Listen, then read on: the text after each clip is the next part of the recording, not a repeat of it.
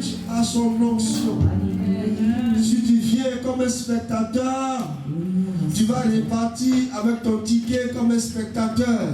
Yes. Mais si tu es là comme un acteur, participant de tout ce qui se passe, tu vas repartir comme quelqu'un qui a participé à quelque chose et qui a droit à quelque chose. Chaque mot, chaque phrase de chaque chanson, il y a un poids, il y a un sens, il y a une pensée. Amen ou pas amen? Bien-aimé, je t'encourage à ne pas être un spectateur. Dis à ton voisin, réveille-toi. Réveille-toi. Dis à ton voisin, réveille-toi. Il faut dire c'est comme ça commence, mais réveille-toi. Bien-aimé, ne dors pas en classe. Ne dors pas en classe. Le royaume des cieux, il est forcé, il faut forcer. C'est vrai, il y a des problèmes, c'est chaud.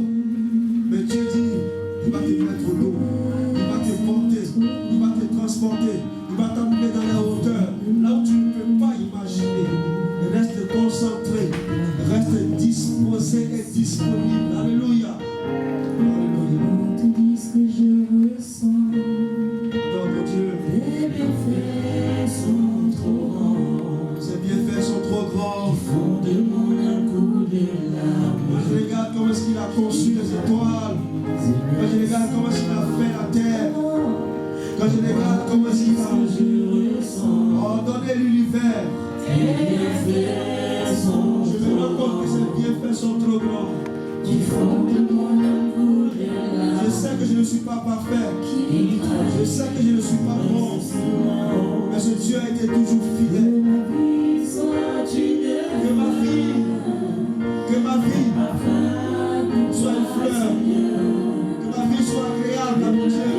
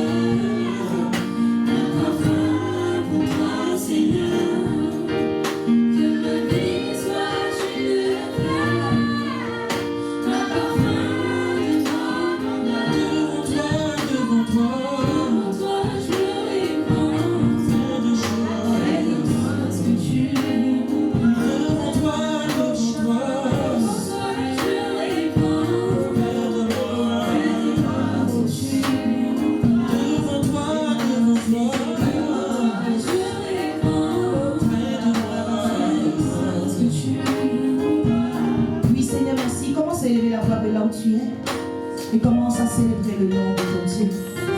Je veux t'entendre parler à ton Dieu. Tu as dit, Seigneur, comme l'argile dans les mains du potier, Seigneur, donne-moi la forme qui te plaît. Et Seigneur, je suis entre tes mains, façonne-moi en ton image. Fais de moi la personne que tu veux que je sois. Éternel, que la chair et le sang puissent faire silence ce soir. Et que ton esprit de force, esprit de sagesse, vienne inonder chacun de nos âmes. Vienne inonder maintenant, Seigneur, mon cœur. Dis, Seigneur, que mon cœur soit fertile. Seigneur, que mon cœur, Seigneur, reçoive cette parole et ce plan délicieux. Et sois maintenant au milieu de nous. L'homme disparaît maintenant totalement. Et l'Esprit de Dieu, l'Esprit de révélation, prend la première place dans le nom de Jésus-Christ de Nazareth. Merci Seigneur parce que ton choix a été porté sur ma personne en ce jour. Pas parce que je vaux mieux, mais simplement parce que c'est ainsi. Et que seule ta volonté se fasse. Sur la terre, là où je me tiens, comme elle existe déjà au ciel. Dans le nom de Jésus-Christ de Nazareth. Merci Seigneur pour l'impact de ta parole. Merci pour ce que ta parole fait maintenant dans le cœur.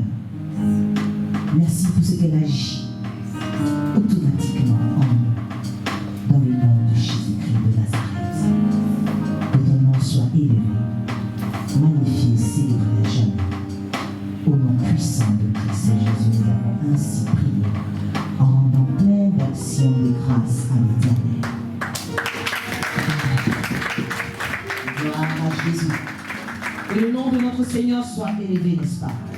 Que le nom de ton Dieu soit élevé au milieu de cette assemblée ce soir. Alléluia. Que Christ seul soit vu et que l'homme disparaisse.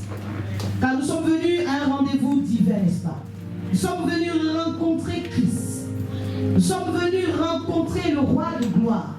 Et ma prière est qu'il nous fasse du bien par sa parole. Que sa parole vienne changer temps et circonstances en nous. Que sa parole vienne faire tomber les écailles de nos yeux. Que sa parole nous emmène vraiment à la troisième dimension. Dans le nom de Jésus. Bien-aimé, je te salue dans le doux et précieux nom de notre Seigneur et Sauveur Jésus-Christ de Nazareth. Celui-là même qui revient bientôt.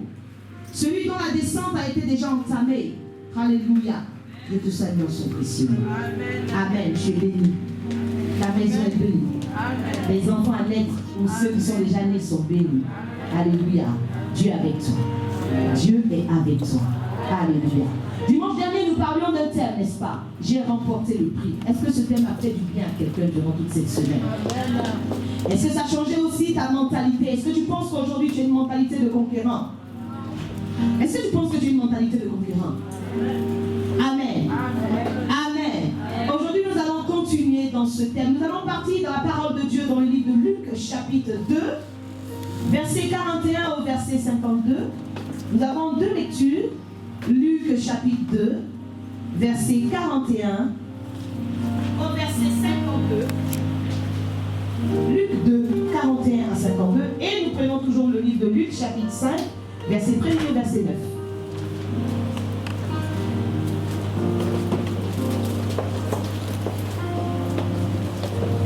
Dans ce ministère, quand nous lisons la parole de Dieu, nous nous tenons debout pour honorer la parole de Dieu. C'est l'un des principes de ce ministère. Alléluia, que Dieu vous bénisse. Luc chapitre 2, à partir du verset 41 au verset 52. Je lis la parole de Dieu avec respect. La Bible déclare que les parents de Jésus allaient chaque année à Jérusalem à la fête de Pâques. Lorsqu'il fut âgé de 12 ans, quelqu'un dit 12 ans avec moi. Je continue la lecture. Ils y montèrent selon la coutume de la fête. Puis quand les jours furent écoulés et qu'ils s'en retournèrent, l'enfant Jésus resta à Jérusalem. Son père et sa mère ne s'en aperçurent pas, croyant qu'il était avec leurs compagnons de voyage. Ils firent une journée de chemin et le cherchèrent parmi leurs parents et leurs connaissances. Mais ne l'ayant pas trouvé, ils retournèrent à Jérusalem pour le chercher. Au bout de 3 jours, ils le trouvèrent dans le temple assis au milieu des docteurs, les écoutant et les interrogeant. Tous ceux qui l'entendaient étaient frappés de son intelligence et de ses réponses. Quand ses parents le virent, il fut saisi d'étonnement et sa mère lui dit: mon enfant,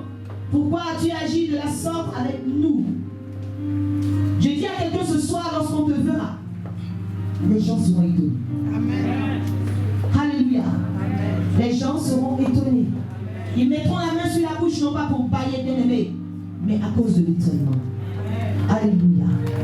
Voici ton Père et moi, nous te cherchons avec angoisse. Il a dit, pourquoi me cherchez-vous? Ne savez-vous pas qu'il faut que je m'occupe des affaires de mon Père? Mais il ne comprit pas ce qu'il leur disait. Puis il descendit avec eux pour aller à Nazareth et il leur était soumis. Sa mère gardait toutes ces choses dans son cœur.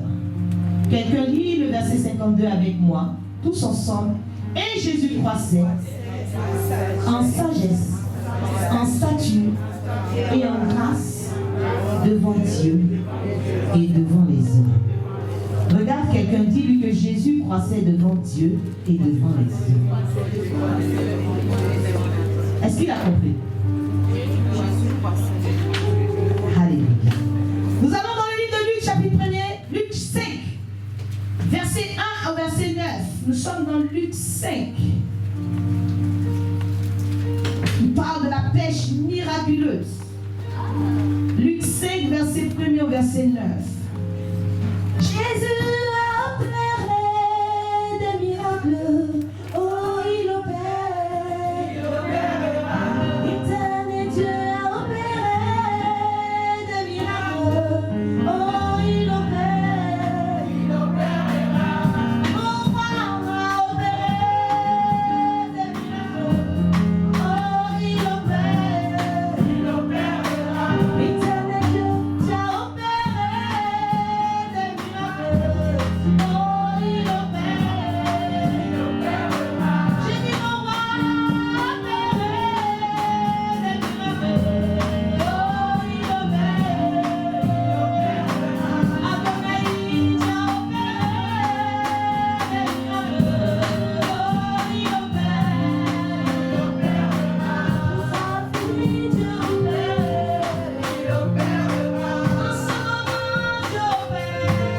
Il opère. Sa vie, il opère.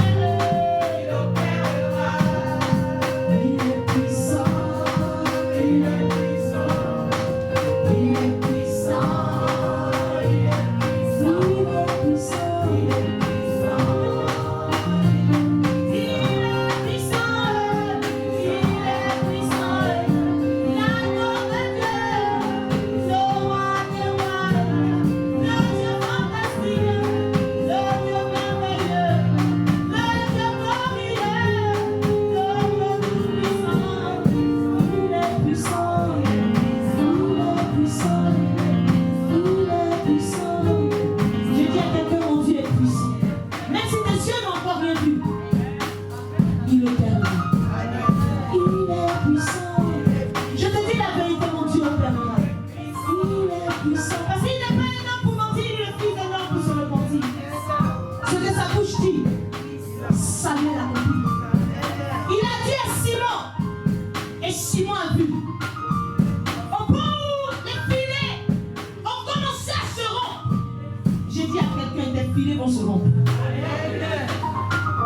J'ai dit à quelqu'un bien aimé ce soir, tes filets vont se rompre.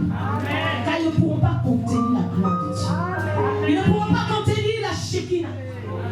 Je le crois pour ta vie. Alléluia. Alléluia. Luc chapitre 5, verset 1er au verset 9. Comme Jésus se trouvait auprès du lac de Génézareth et que la foule se pressait autour de lui pour entendre la parole de Dieu, il vit au bord du lac deux barques. Dieu a vu ta barque bien-aimée.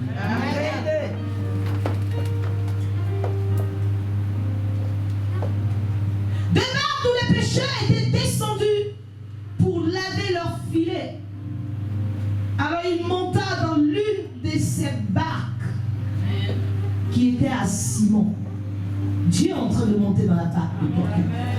Je vous dis la vérité parce que là où je me tiens, je sens une forte présence de mon Dieu. Et ce ne sont pas des paroles en l'air. La Bible déclare que l'on reconnaît le prophète bien-aimé à l'accomplissement de ce qu'il dit. Amen. Lorsqu'un prophète parle, aucune parole ne reste à terre. Dieu accomplit tout le temps. Je te dis Dieu a choisi de monter dans ma barque. Merci Saint-Esprit de Dieu. Lorsqu'il monta dans la barque et à Simon, il le pria de s'éloigner un peu de terre. Puis il s'assit et de la barque il enseignait la foule. Lorsqu'il eut cessé de parler, il dit à Simon, avance en pleine eau et jetez vos filets pour pêcher. Simon lui répondit, Maître, nous avons travaillé toute la nuit sans rien prendre. Mais sur la base de ta parole, je jetterai le filet. L'ayant jeté, il prit une grande quantité de poissons et leurs filets se rompaient. Il fit signe à leurs compagnons qui étaient dans l'autre barque de venir les aider. Les gens viendront t'aider à transporter. Il vint et il remplit les deux barques au point qu'elles enfonçaient. Quand il vit cela, Simon-Pierre tomba aux genoux de Jésus et dit, Seigneur, retire-toi de moi, parce que je suis un homme pécheur. Car l'épouvante l'avait saisi, lui et tous ceux qui étaient avec lui, à cause de la pêche qu'il avait faite. Alléluia. Est-ce qu'on va acclamer la parole de Dieu?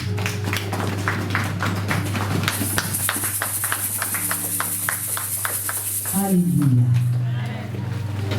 Que le nom de notre Dieu soit élevé. Amis de l'Éternel, dimanche dernier, nous disions, j'ai remporté le prix. Et à chacun de nous, la question était posée, celle de savoir, pourquoi est-ce que tu marches avec Dieu? Et je pense que nous avons tous compris que dans notre marche avec Dieu, il fallait avoir un objectif. C'était la couronne de vie. Et nous avons aussi dit qu'il y avait une manière de courir pour remporter cette couronne-là. Parce que plusieurs courent dans le stade, mais il n'y a qu'un seul qui va remporter le prix. Alors si tu veux que ce soit toi la seule personne, il y a des secrets que tu dois avoir. Amen. Et nous avons vu comment est-ce qu'on gravit les échelons avec Dieu. Nous avons parlé de Christ en moi. Christ sur moi. Et c'est important d'atteindre la dimension Christ avec moi. Alléluia. Nous avons lu deux passages aujourd'hui. Un passage qui nous parle de Jésus dans le temple. Alors nous voyons que quelque part, Jésus naît. Après, il y a un silence total. Et à 12 ans, quelque chose se produit. Amen. Je dis à quelqu'un ce soir, ce n'est pas parce que rien ne se passe dans ta vie que rien ne se passera. Alléluia. Amen. Les Égyptiens que tu vois aujourd'hui, le temps vient où tu ne les verras plus. Amen. Alléluia. On n'a plus entendu parler de Jésus. À 12 ans, il fait une apparition. On entend parler de lui après. Et nous avons lu un deuxième texte qui parle de la pêche miraculeuse. Des disciples qui ont pêché toute la nuit. Et qui vont expérimenter le troisième niveau. Et à l'issue de cela, ils vont faire une pêche miraculeuse. Au point où les filets même vont se rompre. Les filets, même leur barque ne va pas pouvoir contenir cette gloire. Ils vont appeler des gens. L'autre barque est avec eux. Ils venez qu'on remplisse aussi votre barque. Parce que notre barque est trop petite. Alléluia. Puisque je crois en cette parole, je dis à quelqu'un, élargis, commence à élargir l'espace de ta tente. Parce qu'il y a quelque chose qui arrive. Je ne sais pas quoi, je ne peux pas te le dire. Mais je suis convaincu d'une chose. Il y a un truc qui arrive. Alléluia. Dimanche dernier, je vous disais qu'il est important pour nous de jauger notre esprit. Peut-être que toute la semaine, tu as essayé de voir est-ce que Christ est vraiment en toi. Toute la semaine, tu t'es demandé, Seigneur, est-ce que tu es vraiment sur moi? Est-ce que j'ai reçu une onction particulière pour la mission qui m'a assigné Est-ce que quelqu'un s'est posé ces questions-là?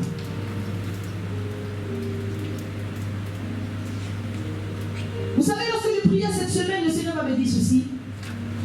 Non mais Dieu, regarde. Tu as peut-être compris ton projet, ta mission sur terre. Tu as peut-être eu du mal à comprendre cela. Mais est-ce que tu as bien compris ta mission dans le Seigneur? Amen. Plusieurs réussissent leur mission sur terre. Mais beaucoup ne réussiront pas la mission dans le Seigneur. Et c'est à ceux-là qu'il dira, je ne vous ai jamais connu. Alléluia. Si nous avons envie d'atteindre ce troisième niveau, là où Dieu même il marche avec nous, quelle est la preuve que Dieu marche avec toi?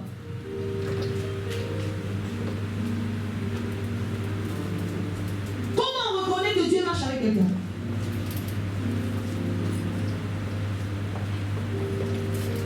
Comment on reconnaît que Dieu marche avec quelqu'un?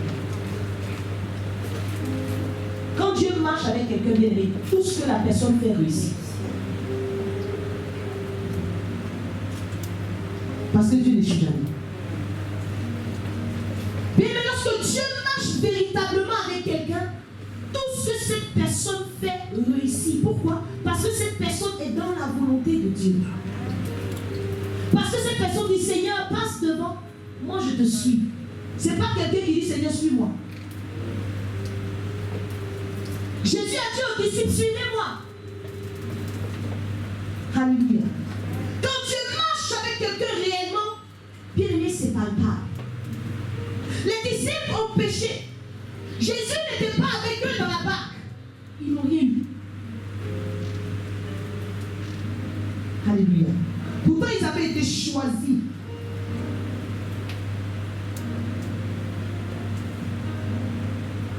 Mais lorsque Jésus est monté dans la barque avec eux, ça a changé. C'est pourquoi c'est important pour toi, bien-aimé, d'atteindre ce niveau où tu as la conviction que Dieu marche avec toi. Pour ne pas que dans ta vie terrestre, tu sois frustré. Parce qu'il y a beaucoup de chrétiens frustrés. La Bible dit, dans le Psaume 1er, heureux l'homme qui ne s'assied pas en compagnie de mon cœur. La Bible dit que cet homme est comme un arbre qui est planté près d'un courant d'eau.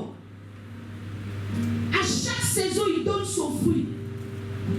Vous avez vu qu'il y a des arbres cette année qui n'ont pas produit. Depuis le Covid, il y a des arbres qui n'ont pas produit.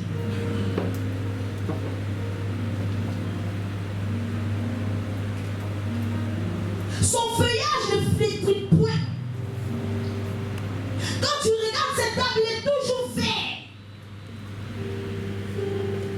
Quand Dieu est avec toi, c'est cette nature-là que tu as. Alléluia. Aujourd'hui, j'ai envie de dire à quelqu'un, dimanche, nous avons parlé de j'ai remporté le prix.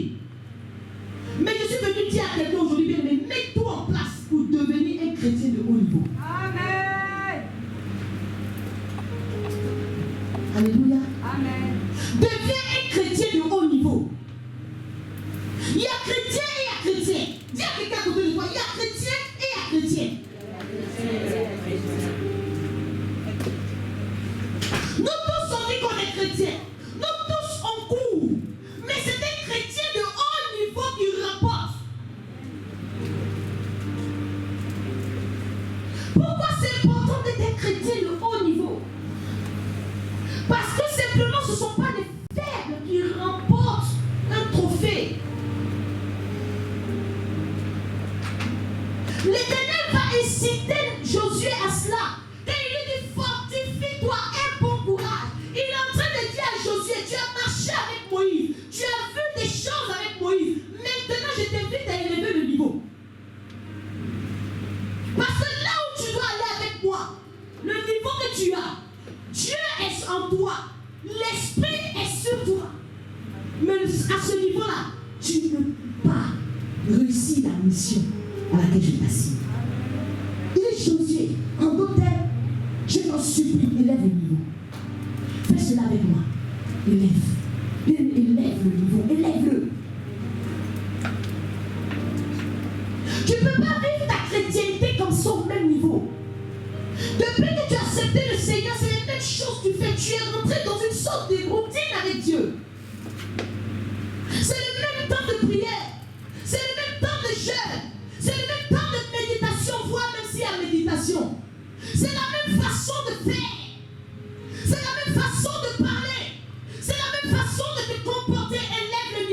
bien-aimé.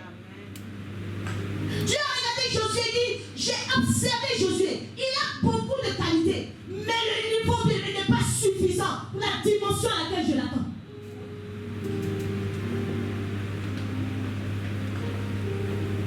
Élève le niveau pour atteindre la dimension où on fait des exploits.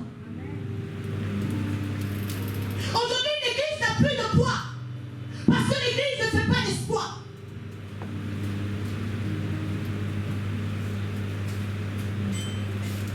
Tu viens, tu parles de la parole de Dieu comme au temps de Pharaon. Tu jettes ton bâton, il devient un serpent. Les enchanteurs aussi jettent leur bâton, ça devient un serpent. Nous sommes à ce niveau-là. Élève le niveau pour atteindre le niveau où tu as des miracles au point où tu ne sais même pas où les parquer. Élève le niveau au point où les choses se passent dans ta vie et tu te dis, mais je n'ai pas demandé ça. Je ne savais même pas que ça existait pour moi. Au point où Dieu te surprend. Élève le niveau au point où tu arrives à avoir des miracles extraordinaires. Lorsque tu vas pouvoir élever le niveau, tu pourras dire, Christ en moi l'espérance de la gloire. Christ sur moi, j'accomplis ma mission. Et Christ avec moi, je puis tout.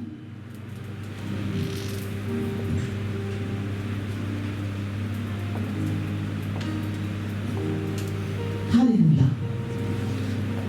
Lors de la pêche miraculeuse, vous allez voir que Simon va réaliser clairement que c'est parce que Jésus se trouvait dans la barque qu'il a pu faire cet exploit-là. La preuve va dire, retire-toi de moi. Parce que moi je suis un péché. Retire-toi. Je dois être un chrétien de haut niveau pour pouvoir renforcer la force qu'il y a dans mes reins.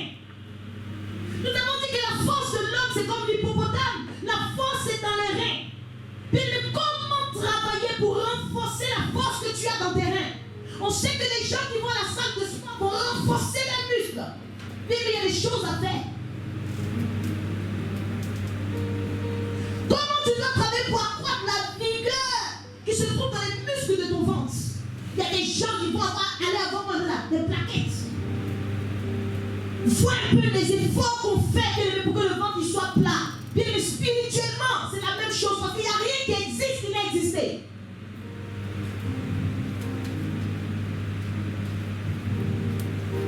Comment faire pour acquérir ces stratégies-là? La manière de courir. De quelle manière? Pour que tu vives ta marche avec Dieu. De quelle manière? Mais est-ce que tu penses que si tu continues à marcher comme tu marches, bien-aimé, tu pourras remporter? De toi à moi. Parlons-nous. Alors qu'est-ce qui fait que tu ne t'es pas posé à un moment donné pour te dire, mais comment je peux courir autrement? Lorsqu'on parlait de haut niveau, le Seigneur va m'emmener dans quelque chose de simple. Il va me dire, regarde, prends un peu l'exemple d'un sportif de haut niveau. Si des sportifs de haut niveau réussissent à remporter même des médailles d'or, de je ne sais quoi, bien aimé, ça signifie qu'un chrétien de haut niveau a la capacité de remporter un prix. Le prix de la vocation céleste. L'Éternel ne peut pas te demander quelque chose qui n'est pas réalisable. Il y a des sports, lorsque tu vois les gens même faire ça, je te dis, peut-être qu'ils vont mourir le même jour. Donc ça m'a emmené à aller voir un peu les conditions, les prérequis. Si tu décides aujourd'hui, est-ce que toi tu peux décider, maman, est-ce que toi tu peux décider aujourd'hui de te lever pour prétendre être une sportive de haut niveau? On est tous des êtres humains, on a tous des bras, on a tous des pieds. Mais est-ce que c'est parce que j'ai des bras, j'ai des pieds, j'ai mon cerveau que je peux me lever le matin comme ça et dire à partir d'aujourd'hui je suis sorti de haut niveau? C'est pour cette raison que je suis en train de dire chrétien, on est tous des chrétiens. Mais est-ce que quelqu'un peut se lever comme ça parce qu'il est chrétien pour dire je suis devenu aujourd'hui c'est un chrétien de haut niveau? Non, mais non, il y a des prérequis.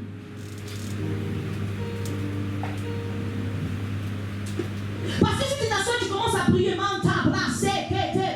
Seigneur, permets que je sois. Parce que c'est ce qu'on fait, Seigneur. Je vais atteindre une autre dimension. Oh Père, je vais atteindre un autre niveau avec toi. Un niveau de grâce. il y a des choses pratiques. Et c'est dans ces choses pratiques-là qu'il faut qu'on soit. Je suis allé voir, j'ai dit, mais Seigneur, un sportif de haut niveau, à quel moment je me dis qu'il y a une condition d'âge? On voit ici dans vous le footballeur là, il y a un âge en dessous duquel on ne va pas signer pro. Si le monde même te dit que tu ne peux pas être pro à un certain âge, dans les choses de Dieu aussi, il y a un niveau. En général, quand tu fais des recherches, on te dit le niveau c'est 12 ans. En fonction du sport. Quand ils ont dit 12 ans, j'ai dit, hey, la Bible est vraie. J'ai pu comprendre pourquoi Jésus fait une apparition à 12 ans. Pourquoi il n'est pas à 10 ans?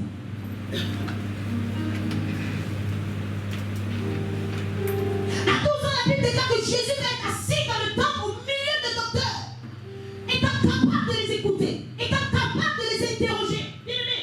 Il y a un âge où tu n'es pas capable d'écouter certaines choses parce que tu ne les comprends pas. Il y a un niveau de maturité qu'il te faut.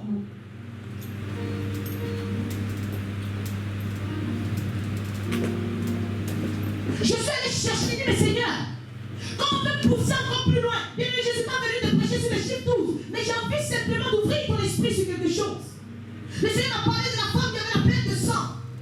Il dit pendant 12 ans, il y a des miracles que tu attends, bien aimé.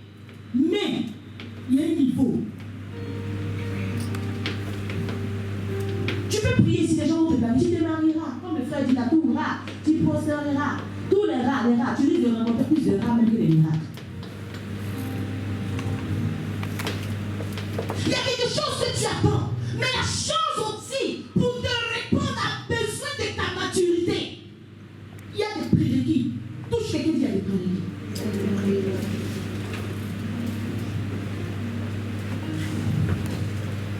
La Bible dit qu'aussi longtemps qu'un héritier est un enfant, il reste esclave. Tu peux prier, tu peux gêner pour recevoir certaines choses, mais il y a des principes. On parle de la fille de Jaïrus avec 12 ans. Quand elle meurt,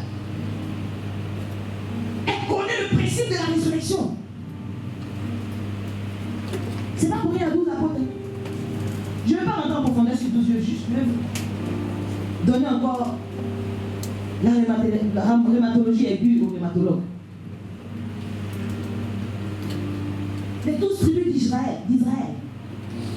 On voit que dans les pays, il y a 12 heures dans le jour, 12 heures dans la nuit, bien-aimé. Parce que le 12, c'est le nom du temps.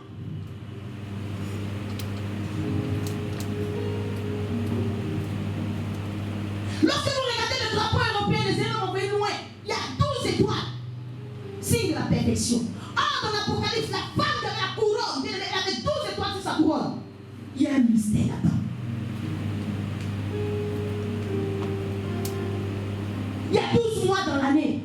Ça veut dire que le 12, c'est la fin des cycles. Tu as besoin, bien aimé, de finir le cycle de l'enfance pour atteindre une autre dimension avec Dieu. Aussi longtemps que tu seras un enfant, tu ne vas pas avoir les choses que tu dois avoir. Quand on dit aux gens, tu veux rester bébé spirituel, tu vois, c'est pour moi. Reste. Donc au niveau des prérequis, il y a l'âge. Et je dis aussi qu'il faut suivre un parcours spécifique qui va te mener à des compétences, à des performances de haut niveau. Ça veut dire qu'un sportif de haut niveau, il ne peut pas suivre le parcours de tout le monde. Il y a un parcours spécifique. Ça veut dire que dans ta marche avec Dieu, il y a des choses spécifiques que tu dois faire pour atteindre certaines performances que tous les chrétiens n'atteindront pas. Parce qu'ils prient. L'apôtre Paul dit, je traite durement mon corps.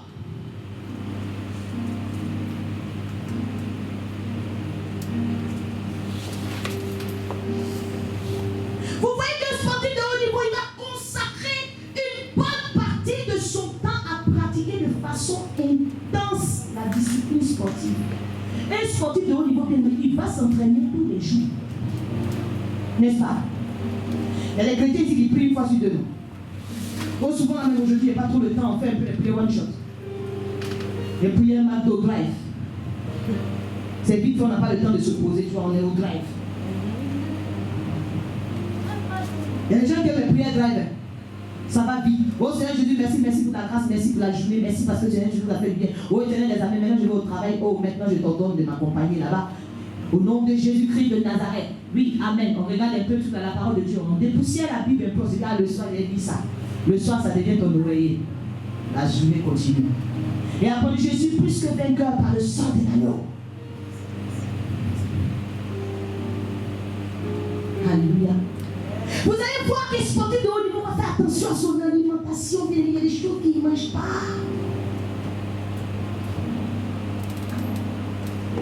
Quand tu regardes leur repas, même tu te dis, hé, ça c'est la souffrance.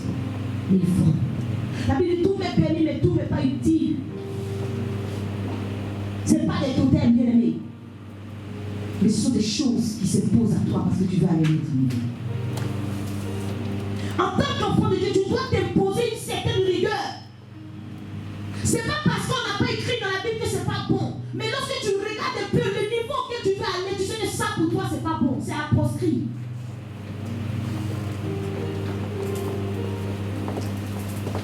Il va aller adapter sa vie personnelle au rythme de sa carrière. Je vois des gens ici, les profs sont peut-être dans l'année, même ils ont que 3 semaines de vacances. Il faut leur famille très peu. Tu vois que ton sport prend toute ta vie, ta carrière prend toute ta vie. Mais ils sont dedans quand même. Nous les chrétiens, on dit quoi? Oh, ça dit que mon enfant aujourd'hui, là, oui, il n'y a pas eu de la place à la crèche. J'ai dit, mon fils, je n'ai pas pu, oh Seigneur, parce que je suis venu en retard à l'église, parce que les enfants, ils me fatiguent tellement. Et ça dit, bien, mais un sportif de haut niveau ne peut pas faire ça. N'est-ce pas? Tu ne peux pas. Tout dépend de comment tu te vois. Il y a des attitudes que tu as parce que tu te vois comme les attitudes mêmes. C'est pourquoi je dis à quelqu'un, il faut commencer à avoir une mentalité de conquérant. Commence à te voir comme un chrétien de haut niveau. Est-ce que c'est possible ça pour quelqu'un? Je dis que si les sportifs vont atteindre ce challenge, pourquoi pas toi et moi? Qu'est-ce qui fait aujourd'hui que tu n'as pas encore atteint ce niveau-là? Est-ce que c'est parce que tu ne savais pas qu'il y avait un niveau? Qu'est-ce qui fait qu'aujourd'hui, quand toi-même tu regardes, tu ne peux pas te dire je suis un chrétien 5 étoiles? Qu'est-ce qui fait ça? Viens me répondre un peu.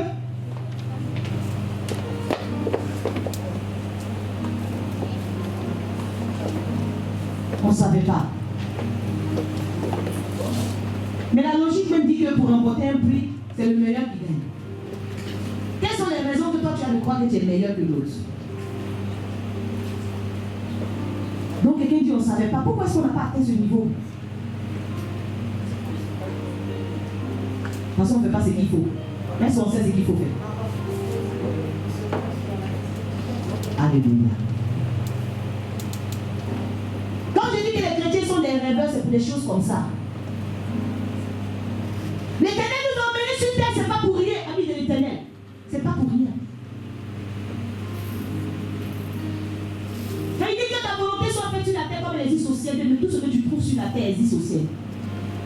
C'est important par moment de te poser et d'être dans la réalité. Tu as envie d'être un chrétien de haut niveau, va voir comment un sportif de haut niveau fait. Tu as envie d'être fort dans une certaine discipline spirituelle, va voir comment quelqu'un dans une discipline fait. La Bible dit paresseux, va vers des fourmis, observe comment les fourmis fonctionnent et reconsidère tes voies. Même une fourmi a la capacité de t'enseigner. Elle sait qu'en l'univers, si elle souhaite l'amour, en été, elle fait ses petits. Mais nous, la pauvreté nous suit. Pour épargner 10 euros, même c'est problème. À 50 ans, on devient aigri. Quand on voit un petit gars à 20 ans qui a payé sa maison, on veut se tuer. C'est comme si c'est ton argent, il a pris. La jeunesse, s'il vous plaît. Ne ratez pas ce que la vieillesse a raté.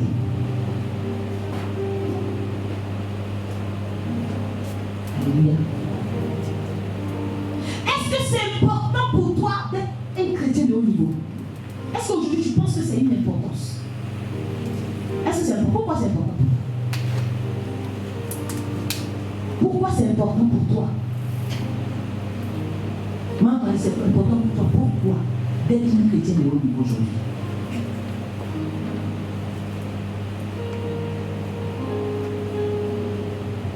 Pourquoi c'est important? Pour accomplir la mission de Dieu, il faut être performant. Mais est-ce qu'il n'y a pas des gens qui prient pour être performants? Est-ce que c'est la prière parce que tu pries que tu seras performant? La Bible dit la foi sans les yeux elle est morte. Ça veut dire qu'une prière sans action, bien aimée, ne va pas t'emmener loin.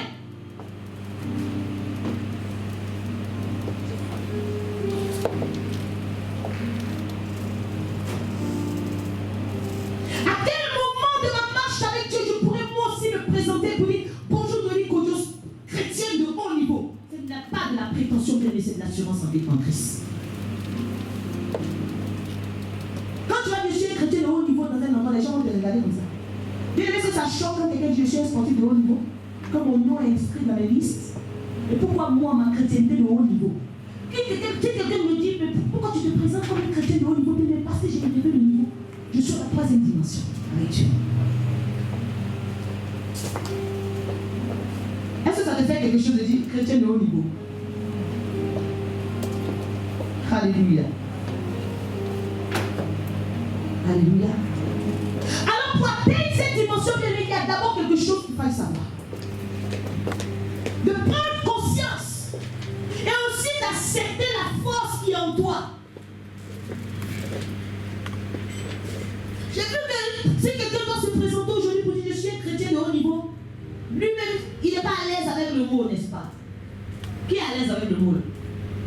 Bonjour chrétien de haut niveau. Qui est à l'aise avec ça? Qu'est-ce qui fait que tu es à l'aise avec ma soeur?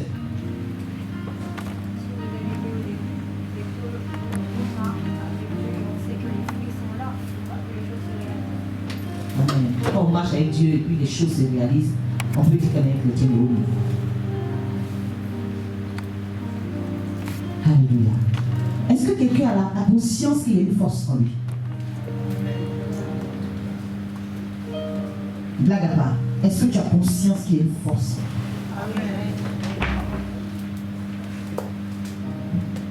Les chrétiens disent pas de la parole.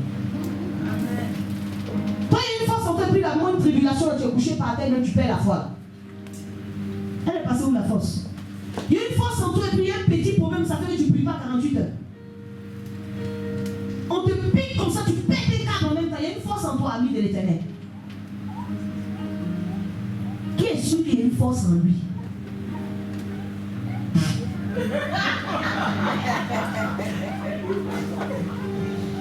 On a vu des gens ici, petite tribulation, ils ont fait toute l'année, même toutes les fêtes, ils ont fait ça coucher par des mangas,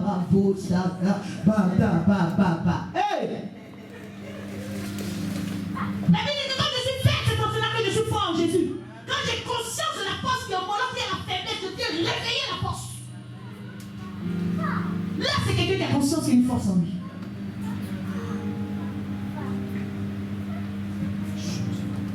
Alléluia. Et je t'attaque, vous petits enfants, vous êtes de Dieu. Et vous les avez vécus. Parce que celui qui est en vous est plus fort que celui qui est dans le monde. De prendre conscience de cela. Celui qui est en vous, ça veut dire que quand tu es en train de vouloir atteindre une autre dimension, celui qui est en vous, c'est la dimension de Christ en moi. C'est important que tu sois déjà à cette dimension-là. Un chrétien qui est dans l'espérance.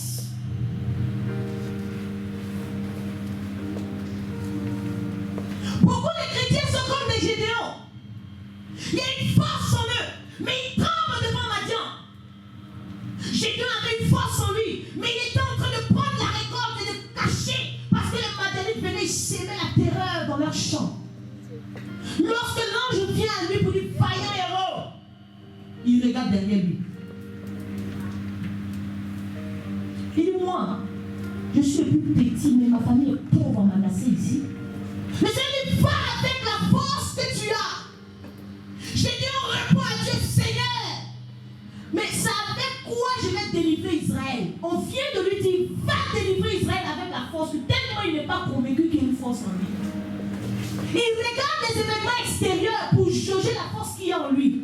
Il dit, s'il y a une force en moi, pourquoi Madian fait ça? Mais Madian aussi fait ça parce que Madian sait que tu n'es pas convaincu de la force qu'il y a en toi.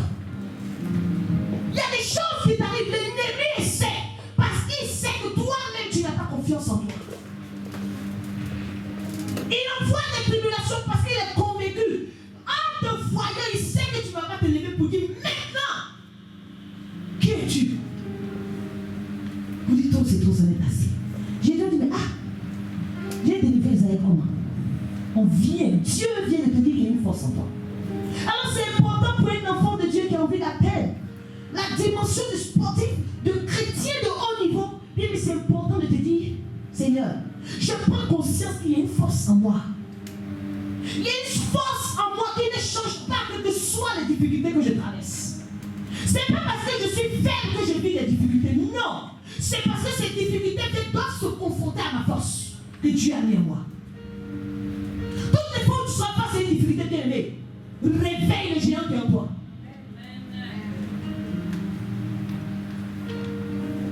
Plus la situation, l'obstacle est grand, plus tu élèves le niveau. Alléluia. Mais vous savez, il y a un piège dans cela. Dites-moi lequel. Il y a certaines personnes, lorsqu'elles prennent conscience de la force qu'elles ont en elles, elles vont dérailler. Comme les Samson. La Bible, il ne faut pas provoquer la jalousie de Dieu parce que personne n'est plus fort que Dieu. Aujourd'hui, on va dire à des chrétiens maintenant commence à prendre conscience de la force qu'il y a en toi. Il va commencer à dire moi je. Samson n'avait pas compris. Certes, tu es né avec la force de Dieu en toi. Mais cette force ne t'appartient pas. Cette force ne fait pas de toi quelqu'un plus fort que Dieu. Vous savez qu'il y a une force en nous dont on est conscient. On a tendance à ne pas consulter Dieu. Samson va dire, Delilah, elle commence à lui parler. La Bible déclare qu'il va ouvrir son cœur à Delilah. Or, il ne savait pas qu'en ouvrant son cœur à quelque chose qu'il n'honorait pas Dieu, il laissait la force sortir. C'est pourquoi la Bible dit garde ton cœur. Bien aimé, fais attention quand tu ouvres ton cœur. Parce qu'il y a des situations, il y a des mots. Lorsque tu ouvres un peu le poids des mots, il y a des échos quand quelqu'un te tombe et ça t'affaiblit. Bravo. Il y a des insultes quand on voit ça là où il faut. Tu te regardes et tu n'arrives plus à te regarder comme il faut. Parce que tu ouvres ton cœur à cela. Et lorsque tu ouvres ton cœur à ce qui n'honore pas Dieu, tu laisses la force sortir. Il y a des situations que tu prends tellement à cœur. C'est à cause de ça que tu es à terre. Apprends à fermer ton cœur à ce qui n'honore pas Dieu. Aussi longtemps qu'une situation vient, que cela soit ici pour toi. Toutes les fois où il y a une situation qui va te choquer à un point, sache que la force va t'acquitter. Je parle aux chrétiens qui prennent tout à cœur. Il y a des chrétiens premier degré. Tout ce que tu dis, c'est pour eux. C'est-à-dire tout ce que tu fais, c'est-à-dire que ton intention, c'était de me donner le Covid là où tu tousses. Ça veut dire que tu n'aimes pas. Tu regardes comme ça, toi-même, peut-être que tu louches. Tu vas regarder la personne là. C'est parce qu'elle n'aime pas qu'elle me regarde. Bien aimé, tu es en train de t'affaiblir cadeau. Et lorsque la chose commence à rentrer en toi, et que la force te quitte, tu commences à ruminer. Et plus tu rumines, tu t'affaiblis. Tu sens que tu n'arrives plus à prier. Tu sens que tu n'arrives plus à te lever. Tu sens qu'il y a quelque chose, comme si quelque chose est assis sur toi. Vous avez déjà remarqué ça? Oh non, on est convaincu que ce sont les attaques. Bien aimé, quand tu fermes ton cœur, bien aimé, c'est toi qui ouvres la porte. Si l'ennemi n'est pas des proies faciles, hein. Regardez, on prie Dieu, on sait Dieu. Et puis les sorciers quittent là-bas aujourd'hui, il a décidé que moi aujourd'hui c'est celle-là. C'est-à-dire aujourd'hui je vais décider d'échanger des repas. C'est elle, allez tiens, viens. Dans ce cas on sait Dieu pourquoi. Non, il vient d'abord par des situations pour te troubler. Il commence par des nouvelles pour te troubler. Parce qu'il sait qu'aussi longtemps que ton cœur reste fermé au délire de ta vie, la force est en toi. Samson ne savait pas. En ouvrant son cœur, la Bible dit qu'il va ouvrir son cœur à Delilah. Or la force était partie. Et comme il ne savait pas, et il pensait que la force venait de lui, et qu'il pouvait gérer cette force. Il pouvait la maîtriser à sa guise. Il m'a dit, ben, quand on dit Samson, les Philistins sont là. Samson dit, mais je m'en tirerai comme les autres fois. Il a dit, moi je. L'orgueil. Je m'en tirerai comme la dernière fois et puis je me dégagerai. C'est pas Dieu va me dégager. Moi, Samson le fort. On m'a dit, je suis né avec une force. Je suis né, ça c'est Dieu donné. Je vais me dégager. Ça, c'est même pas un problème. Oh, il ne savait pas que l'esprit s'était retiré de lui. C'est l'Éternel ma force. Lorsque David est face à Goliath, la Bible déclare que Goliath commence, il vient, la lance le javelot. Il dit, mais toi, tu viens vers moi. Moi, je suis le petit David. Mais attention, la force de Dieu en moi. Tu viens vers moi avec la lance et le javelot, mais moi, je vais contre toi au nom de l'Éternel. C'est pas au nom de ma force, mais au nom de l'Éternel. Il a pris un petit caillou. Pourquoi? Quelqu'un qui prend un caillou pour le lancer chez quelqu'un, c'est qu'il a vu un oiseau en face de lui. Il y a des dimensions, mais tu dois voir les difficultés comme des oiseaux qui volent. Ça, c'est un autre niveau. Alléluia. Lorsque tu as envie d'être chrétien de haut niveau, tu as besoin de rester attaché à l'amour de Christ. Tout si je dis à quelqu'un qui aime Dieu, oh, tout le monde va lever sa main ici. Tout le monde va lever sa main. Tout dépend de comment vous vous positionnez en termes d'amour. Ça représente quoi? Ça signifie quoi pour chacun de nous? J'aime quelqu'un. Alléluia. Restez attaché à l'amour de Christ. Romains 8, 37 à 39 dit, car dans toutes ces choses, je suis plus que vainqueur par celui qui nous a aimés. Car j'ai l'assurance, dis le métier avec moi, j'ai l'assurance. Il dit, j'ai l'assurance que ni la mort, ni la vie, ni les anges, ni les dominations, ni les choses présentes, c'est-à-dire que les situations que je suis en train de vivre, mon quotidien, bien aimé, les portes sont fermées devant moi. Ça, c'est petit. Même les choses à venir, on m'a donné l'autorisation de quitter le territoire. Je dis, c'est petit. Ni les puissances, la sorcellerie commence à battre son plein, ni la hauteur, tu vois des géants, tu as l'impression que tu as plus affaire à des géants. Ni les profondeurs, ni aucune autre créature ne pourra me séparer de l'amour de Dieu manifestant en Jésus-Christ, notre Seigneur. C'est bien de répéter des versets, mais bien aimé, ça se joue dans le concret. Imagine, tu es en train de te laver, tu es en train de te préparer parce que tu dois prêcher l'évangile. Et puis on t'annonce un dessert. Je suis la route de l'église. Bien aimé, demi-tour que tu as fait là, ça va ressusciter la personne. Ça va ressusciter. Mais il y a combien qui ont été s'asseoir ici? Il y a combien?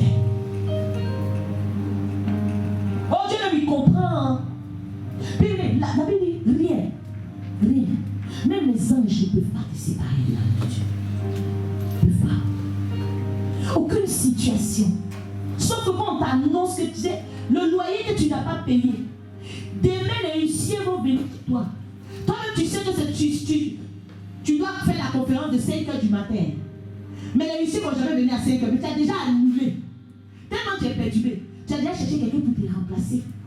Parce que où je suis en train de se passer, parce que je ne suis pas bien. Je ne suis pas bien. On t'a dit que moi je suis bien. Oh non, aujourd'hui je me suis levé, ça dit mon esprit a fait comme ça dedans. On est à quelqu'un qui danse dedans.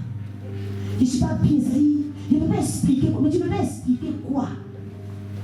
Bien aimé, c'est des bêtises. Quand on aime Dieu, bien aimé, on ne parle au fond. Vous pensez que quelqu'un qui a un match important, il va se lever pour dire, oh, on m'a dit que mon enfant a fait, il m'a dit, je ne suis pas Samy.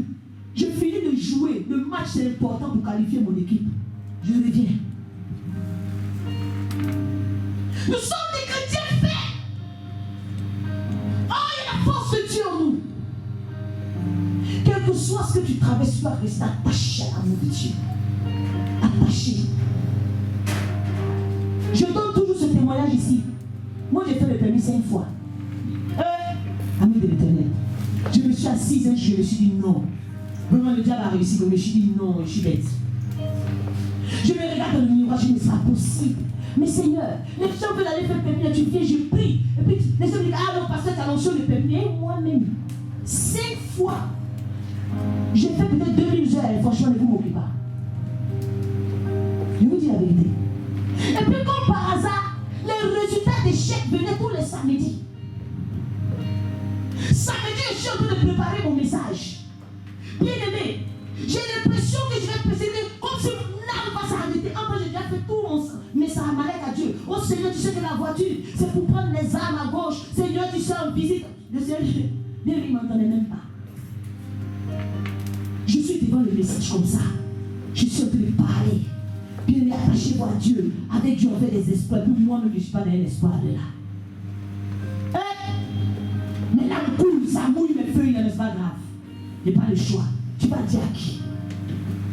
La 4e fois, j'ai perdu le code même. Ah! J'ai dit, mais la dame, elle n'a pas eu pitié de moi. Elle savait que le code se périllait le même jour. Elle m'a fait échouer. En fait, j'ai échoué. J'arrive à l'église le dimanche. La louange, je ne sais pas si c'était une louange, je ne sais pas d'où ça venait. Mais j'ai dansé la louange, j'ai dansé, mais au fond de moi, je me suis dit, pourquoi tu fais ça? Mais ce jour-là, l'Esprit de Dieu va aller toucher un enfant dans la salle. Sans que cet enfant ne sache, il danse. Il vient danser, et puis devant moi, il arrive comme ça. Genre, il conduit une voiture. Il fait comme ça devant moi. Et puis lui. Encore, cet enfant se moque de moi. L'Éternel m'a montré que hey, je suis l'Éternel. Quand j'ai parti faire la 5e fois, j'ai dit en fait, Saint-Esprit, tu sais, moi-même, je me suis convaincu. J'ai dit bon, est-ce que c'est le passeport pour le ciel? Pourquoi il me suis chaud pour avoir cette truc? Ça va changer quoi à ma foi? J'ai ça, j'ai ça. Et puis Dieu a pitié de moi. Bon, imaginez, bien aimé, tu viens, on prophétise sur toi, va, tu vas avoir. Va, tu vas, puis tu n'as pas. Ta foi va rester pareille. Mais en entendant tout ce que le pasteur a dit, il y a quelqu'un qui m'a dit, pasteur, tu m'as dit, mais Marie en décembre, je ne me suis pas mariée. Mais bien aimé, laissez-moi y aller chercher la fille pour toi. C'est ça. Je vais te dire, va, tu vas réussir ton examen, mais si tu n'étudies pas, on t'a dit, c'est parce qu'il t'a dit, va, tu vas réussir, que tu vas réussir. Non. La parole va accompagner tes actes. Par rapport à quelqu'un qui va juste avec ses actes, toi, il y a une parole puissante qui accompagne cela. Et ça te donne de réussir. Alléluia. L'Éternel dit à l'église d'Éphèse, ce que j'ai contre toi, c'est que toi, tu as abandonné ton premier amour. Ça veut dire que ta façon de servir Dieu, tu es venu ici où la foi prend froid.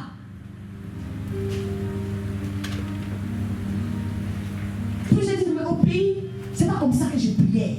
Au pays, bien aimé, c'est pas une histoire du pays. C'est toi-même. Ah, la manière dont je priais au pays, là, bien aimé, au pays, c'est que si tu pries, c'est que tu pries, c'est que tu n'as pas les mêmes problèmes qu'ici. C'est pas l'histoire des chrétientés de la France, mais c'est les problèmes qu'on rencontre, les esprits qu'on rencontre ici. Ceux qui te font perdre la foi. Alléluia. Mais où tu es tombé, je t'en supplie, si tu veux être une chrétienne de haut niveau, relève-toi. Quel que soit ce qui t'a fait tomber, relève-toi. Reprends la marche avec Dieu. N'abandonne jamais. Vous savez, les gens qui abandonnent, bien aimé, tu es dans le foyer, ça marche mal, tu as abandonné déjà. Bien aimé, tu n'es pas une personne de haut niveau. Amitié est compliqué, tu as abandonné. Ton passé est compliqué, tu as abandonné. L'église se regarde mal, tu as abandonné. Bien aimé, un chrétien de haut niveau n'abandonne pas. Il est là. Il affronte. Il aiguise le géant qui est en lui. Alléluia. 3e niveau, bien aimé, qu'il faut atteindre. Il faut être dans la profondeur. Directement dans la profondeur. Qui pense qu'il est dans la profondeur dans sa chrétienté? Qui pense être dans la profondeur? On va devenir des chrétiens de haut niveau quand? Mais un chrétien de haut niveau doit être dans la profondeur. La profondeur. Jésus a dit aux disciples, il avance en pleine eau. Il y a une autre partie du vous savez quoi? Éloignez-vous un peu de terre. Parce qu'il y a une dimension que tu dois arriver avec Dieu. Éloigne-toi, il faut que tu sois dans la profondeur. Être dans la profondeur, c'est avoir des racines profondes. Il y a des chrétiens qui ne comprennent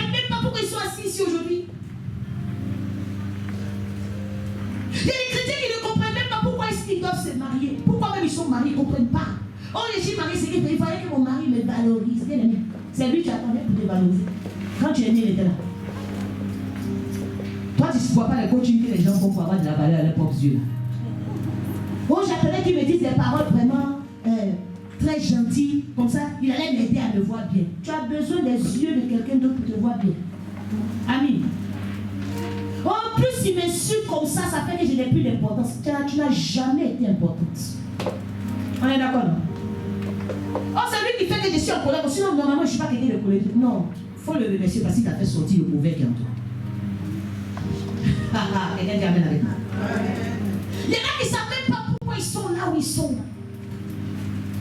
Tu peux mettre dans la profondeur. Parce qu'aussi longtemps que tu ne sauras pas ce que tu fais à un endroit spécifique, un petit vent peut te déplacer.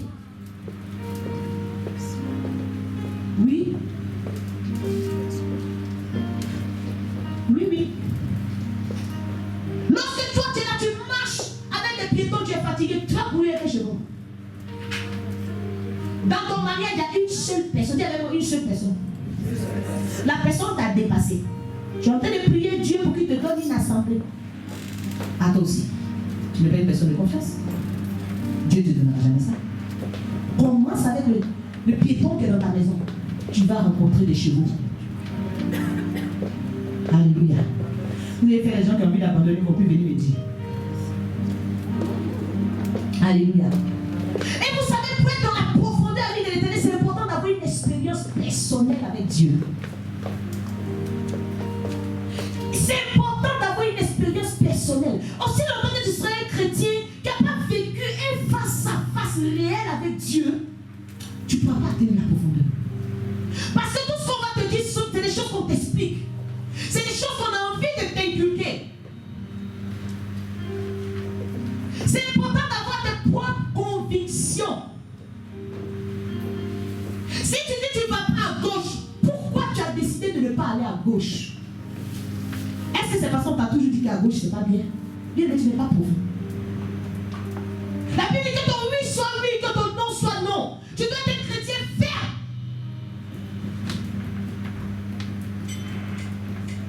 Il y a des gens qui ont gardé leur virginité jusqu'à... Elles ont rencontré un fiancé, un soi-disant fiancé qui n'est pas converti. Le fiancé va penser à dire que oui, mais on vient dans la même église, non? Quand elle est convaincue que ça c'est la fornication et que son corps est le temple du Saint-Esprit. Or le fiancé, peut-être qu'il chante dans la chorale, peut-être qu'il est sur des affiches quelque part, il va blaguer les gens là-bas. Mais Dieu même sait que la finalité c'est que je vais te marier. Donc le péché de là. Ou bien, il y a un péché de là. Dieu même sait qu'à part toi, je n'ai personne. C'est nous deux. Ce qu'on va faire après le mariage, si on fait ça maintenant, le péché, ça va être si je m'avais fait ça avec quelqu'un d'autre. La sœur dit, ah, c'est vrai. Tu es profond. Tu es nul. Ce n'est pas de la profondeur. Quelqu'un vient, tu te laisses emporter par tout vent de doctrine. Quelqu'un vient aujourd'hui dire, si tu mets l'onction, il faut écraser oignon et tomate. Il faut mettre sur ton corps pendant 3 jours. Je connais beaucoup ici, ils vont payer sac d'oignon même. Oh, le pasteur a dit. Le chrétien qui est dans la profondeur, il a essayé. C'est le pasteur. Il y a beaucoup de respect pour toi. Mais ce que tu viens de me dire, c'est écrit. Tu es de pénible. Quelqu'un prend un message, il sort le message de son contexte. Il vient, il te dit, prends avocat maintenant. Ami de l'éternel, merci tes yeux. Le reste. Et puis tu viens avec le reste de l'avocat. Beaucoup. Où je suis en train de me montrer qu'avocat ne faut plus manger. Ça devient ton totem. Mais il n'y a pas de profondeur. Il n'y a pas de profondeur. Quelqu'un vient ici, va attraper une va donner une petite prophétie seulement. Ah! Tout le monde me dépasse comme ça sans saluer la personne. Chier! Soyez profond. Dieu avec moi la profondeur. Il faut avoir des racines. Si tu n'as pas de racines, même si on prêche l'évangile même de Jésus, même si Jésus vient te parler face à face, ça ne va pas changer ta vie.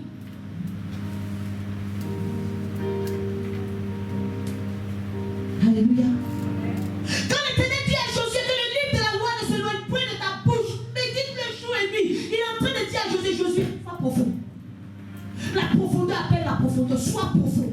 Plus tu vas être dans la profondeur de la parole, plus tu vas être profond. Qui me dit que la parole joue les nuits?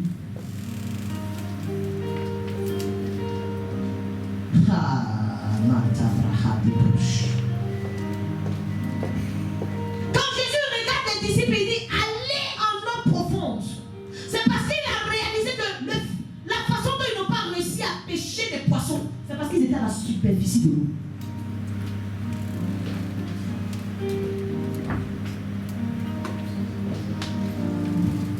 Alléluia. Quand il va monter dans la barque, il va dire éloignons-nous un peu de terre. Mais quand il va s'agir de jeter le filet, il va dire allons-y plus loin que terre, allons en eau profonde. Bien sûr, parce que tu t'es éloigné de terre, que là où tu es arrivé, tu vas jeter des filets là-bas. Il y a une profondeur. Il y a une profondeur dans laquelle tu dois être en tant qu'enfant de Dieu. Arrête d'être un chrétien superficiel. Arrête d'être un chrétien léger. Imaginez le peuple d'Israël qui a vu comment Moïse a fondu la mer rouge en deux, qui a vu comment la mar a quitté le ciel. Moïse monte à la montagne pour prendre la loi. Aaron vient s'arrêter devant eux et dit ok, d'accord, levez vos chaînes, on va faire un vaudor. Et puis on va l'adorer. Ils ont levé les chaînes. Israël, voici ton Dieu. Israël a commencé à adorer les vaudors. Mais où est la profondeur? Elle est où la profondeur?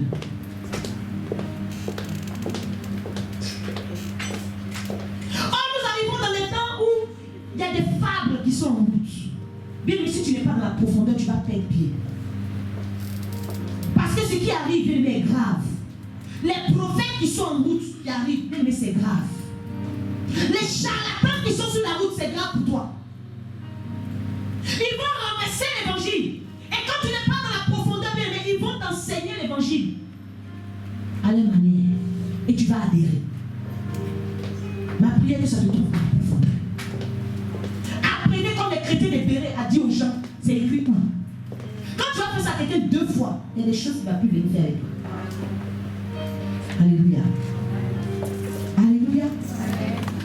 Le chrétien superficiel, il est vide. Il n'est même pas capable d'exhorter quelqu'un.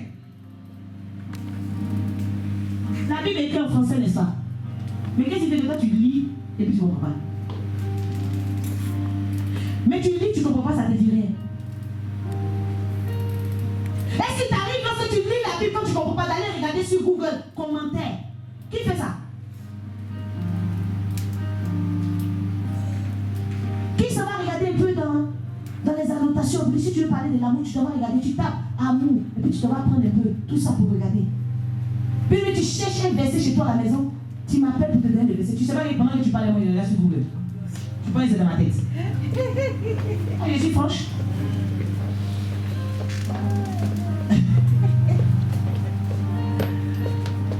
Et toi, tu es convaincu que c'est parce que je suis plus forte que toi. Non, bien aimé. C'est juste qu'il a fait travailler mon mind. Alléluia. Amen. C'est important de vivre une expérience avec Dieu.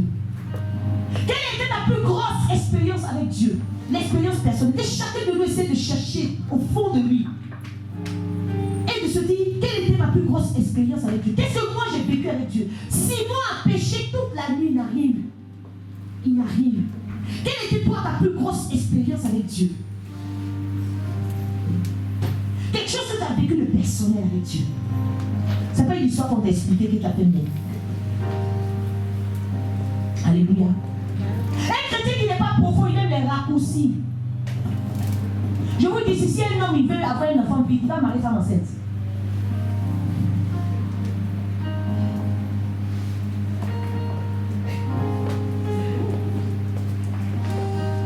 C'est pas vrai. Les chrétiens aiment les raccourcis, comme le peuple d'Israël. Quand Dieu sait que tu aimes les raccourcis, il rallonge ton chemin.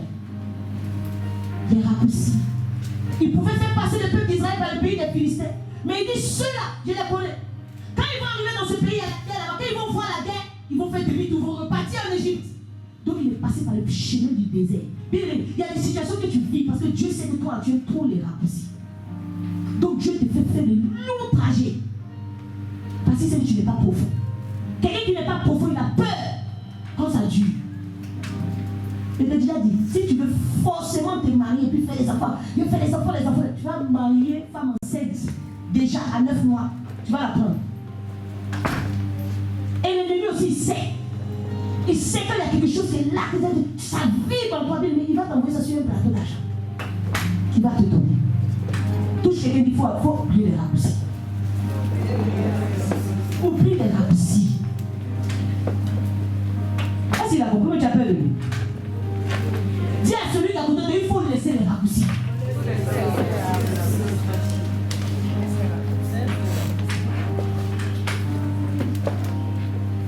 Et la dernière chose que je vous ai dit maintenant, il ne prêche pas plus de 2 pages. Donc dimanche prochain, je donne le dernier, dimanche prochain, je continue sur les points. Il faut être une personne spirituelle. Dis avec une personne spirituelle. C'est quoi une personne spirituelle? Dites-moi, comment vous savez que quelqu'un est spirituel? La rangée de gauche, dites-moi, comment on sait que quelqu'un est spirituel? Comment on sait? Benjamin, comment on sait? Comment? Marcher selon l'esprit. Mais moi, je ne connais pas votre esprit, votre histoire d'esprit. Je vois quelqu'un. Comment il sait qu'il est spirituel? Il ne sait pas comment l'esprit marche. Sa façon de faire. Comment ça? Sa Sa façon de parler. D'accord? Comment on reconnaît quelqu'un qui est spirituel? façon de prier. Hein?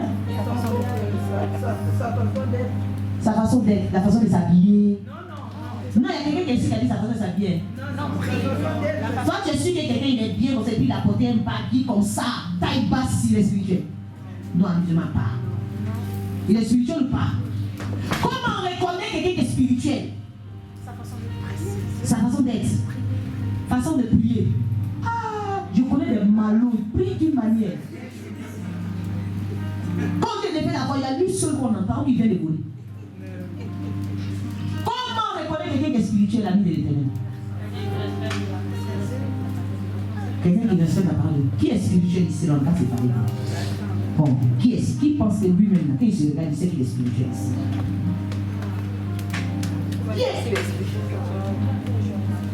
Toi, je ne dis pas ça. Qui est spirituel ici?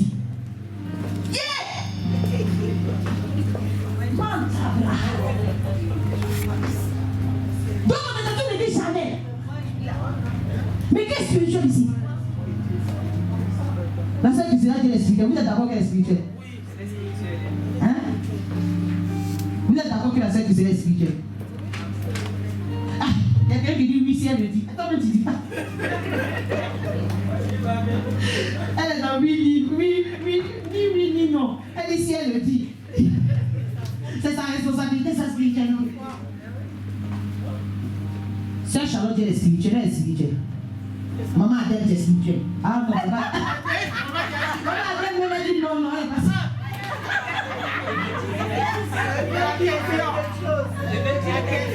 Oui. Mais on n'a pas dit quelque chose. On reconnaît quelqu'un qui est spirituel quand il se réfère toujours à la parole.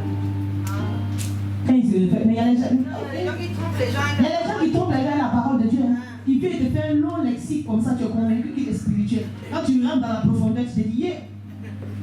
Donc le Dieu ne dit jamais, hein.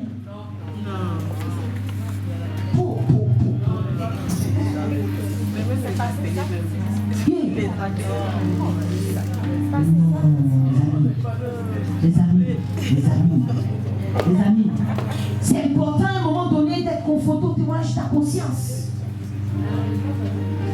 Tu dois te regarder dans la glace et puis être vrai vis-à-vis de toi-même. Tu es spirituel ou tu es charnel? Bébé, les langues des épées qu'il y a ici là, yeah!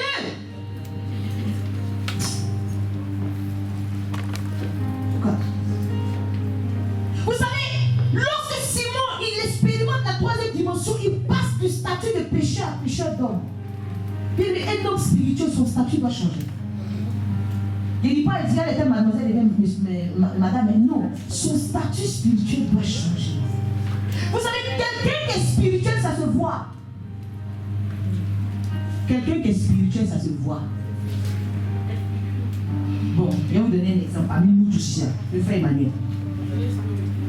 Il est spirituel, non? Il est spirituel. Ça se voit, je parle de l'apparence déjà. Quand on le voit, on sait qu'il est spirituel. Moi, je ne vais pas vous poser la question, parce que je ne sais pas ce que vous avez dit sur moi, mais ça me lance quand même.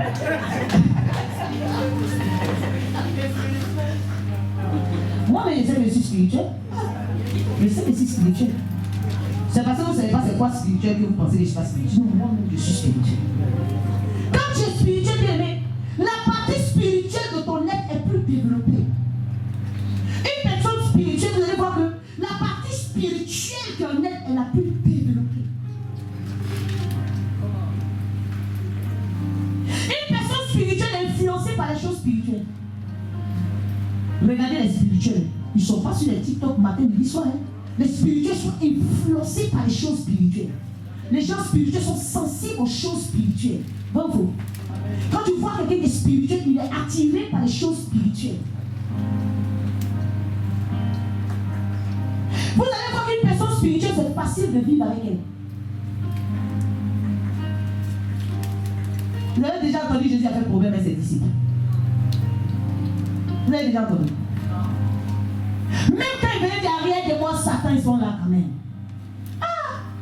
Même son injure, sa vérité, Dieu met ça te laisse à côté de lui. Tu sais que ce sont des vérités constructives. Une personne spirituelle, bien aimée, elle ne réagit pas en fonction de ses émotions. Regardez les gens, et puis quand ils finissent de péter un plomb, on se dit que non, ça c'était une colère sainte, ça n'existe pas. Une personne charnelle est trop guidée par ses sentiments. Elle a du mal à résister à la tentation. Si tu veux voir si quelqu'un est spirituel, il faut le gifler tout de suite avant. Aïe. Depuis là, tu dis que les exemples que je donne, depuis les exemples qu'il fait, France son visage. Maintenant, il dit, si tu vois quelqu'un qui est spirituel ici, gifle-le.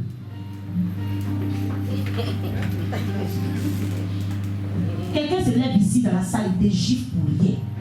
Tu fais quoi? Oui.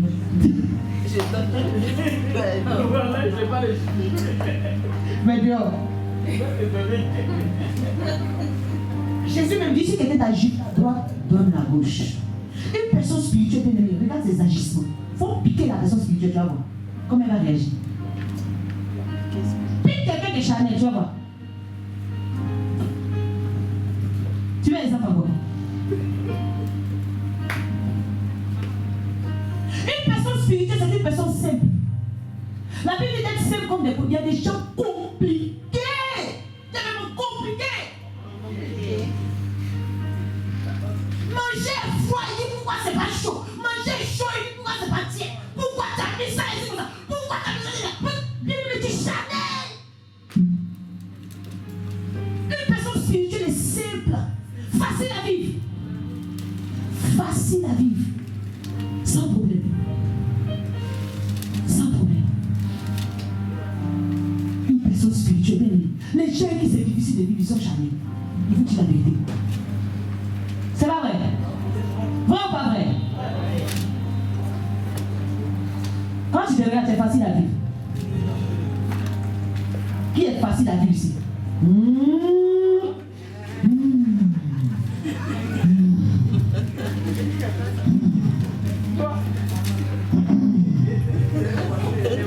Est-ce qu'il y a des choses qui t'énervent facilement? Est-ce qu'il y a des choses qui t'énervent facilement? Est-ce qu'il y a des choses qu'il faut que... Il y a des choses, attends, tu sais que oui, même si ça s'explique dans la Bible, est-ce qu'il y a des choses qui t'énervent? Que tu ne supportes pas, quand on touche ça en même temps, est-ce qu'il y a ça? C'est Chanel. Mais la Bible dit que si quelqu'un est en Christ, c'est une nouvelle créature. Les choses anciennes sont passées. Une personne spirituelle devait à la réaction de Jésus. Imaginez Jésus et sa femme dans la maison. On va donner un exemple. Jésus et sa femme. S'il avait une femme. Nous, on est l'épouse de Christ. Donc, dans la maison, là, on est Jésus là-bas.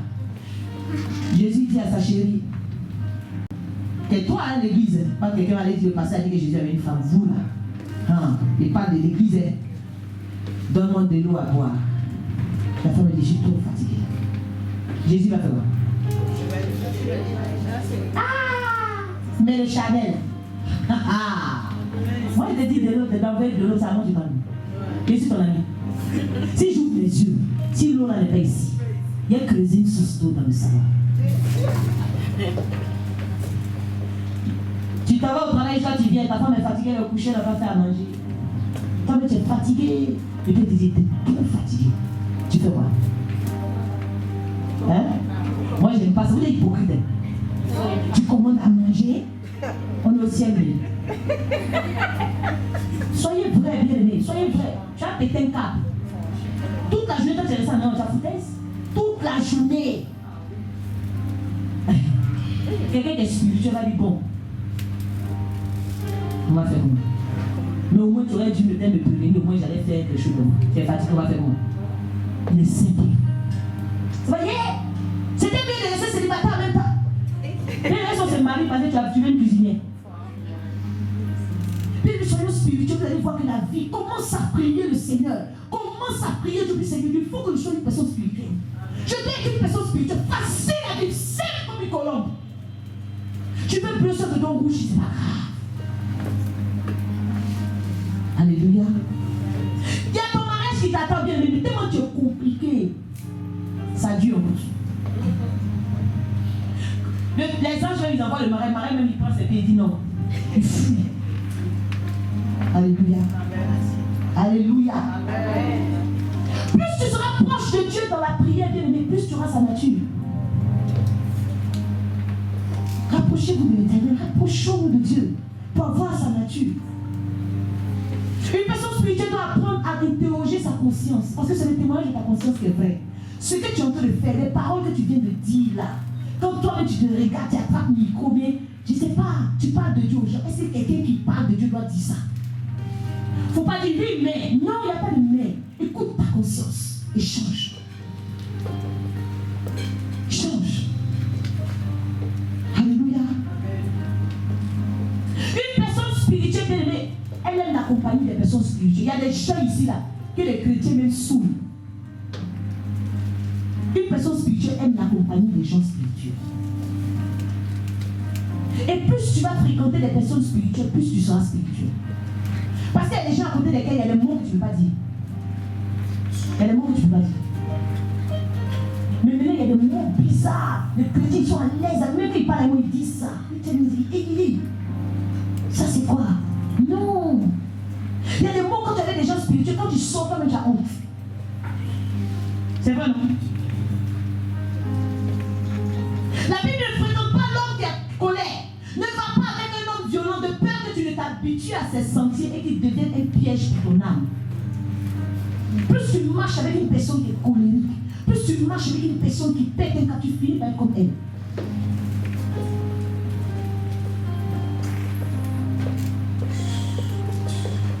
L'homme charnel, bien aimé, ne juge pas les choses spirituellement. Une personne spirituelle va tout juger spirituellement. Elle va tout emmener à la lumière de la parole. Elle va tout emmener vraiment face à Dieu. Pour dire Dieu aurait fait comment?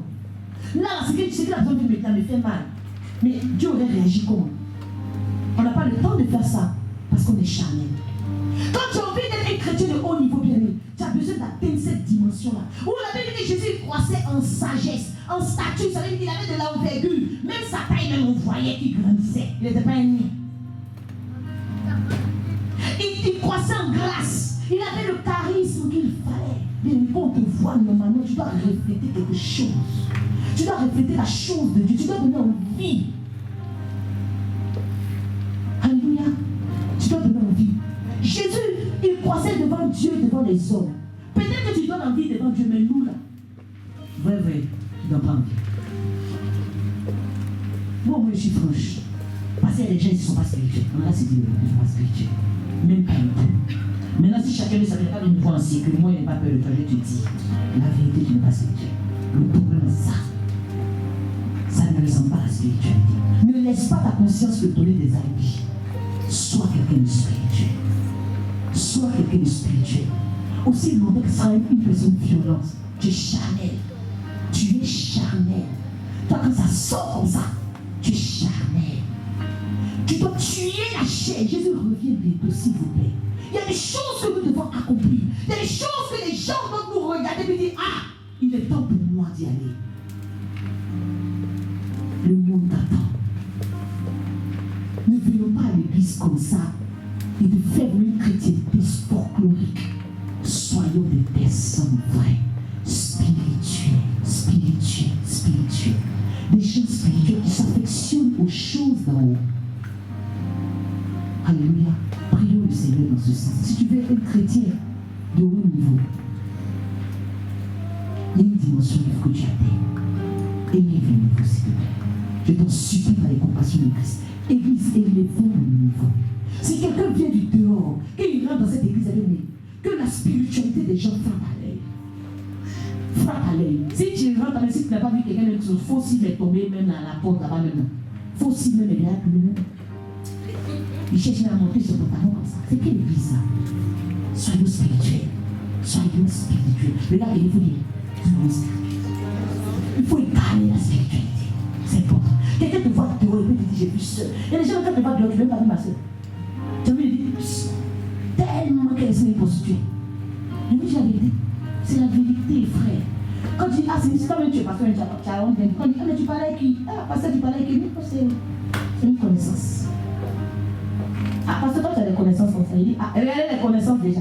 Si elle dit, c'est une soeur de l'église, on dit, hé, l'église de chez Choco, hein. Ça, c'est les hypocrites. Bien aimé, l'église jamais. Bien aimé, soyez une église spirituelle. Si on a envie que l'Éternel nous emmène à un autre niveau, qu'on puisse gravir les échelons. Soyons spirituels. La jeunesse, soyons spirituels. Et ce n'est pas au même milieu, il n'y a pas des vieillards ici. Mais soyons des personnes spirituelles. Incarnons la spiritualité, c'est important. Que dans ton langage, que l'on sente la spiritualité. Dans ta maison, sois spirituel, sois spirituel. Alléluia. On va se tenir debout dans notre prière, Seigneur.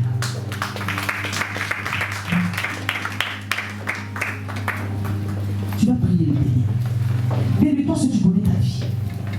Tu sais, c'est quoi les reproches qui reviennent souvent?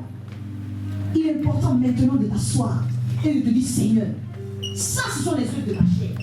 J'ai besoin d'atteindre un autre niveau de recommencer.